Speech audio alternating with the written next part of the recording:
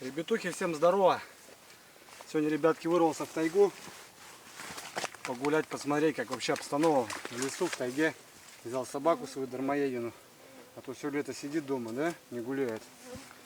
Посмотреть, ребят, грибочки. Ну и как дела в тайге. В итоге, ребят, расклад такой: в тайге воды немерено. На болото хотел сходить посмотреть, клюкву, ой, морожку. Там вообще затоп.